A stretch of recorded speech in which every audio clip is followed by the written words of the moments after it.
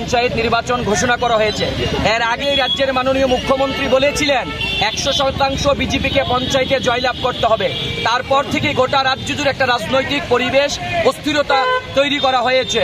যেখানে যেখানে বিরোধী দলের প্রার্থীরা যাচ্ছেন সেখানে তাদেরকে আক্রমণ করা হচ্ছে, ব্লকে ঢুকতে দেওয়া হচ্ছে না, বিরোধী দলের প্রার্থী খুন হয়ে যাচ্ছেন। কিন্তু রাজ্যের পুলিশ প্রশাসন এবং নির্বাচন কমিশন নীরব দর্শকের ভূমিকা পালন করছেন।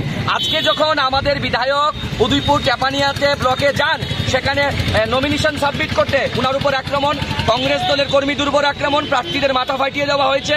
মাননীয় সভাপতি আশিস সাহা যখন বক্সনগর ব্লকে যান, উনাকে রাস্তায় আটকে দেওয়া হয়, বোম ছুঁড়ে মারা হয়।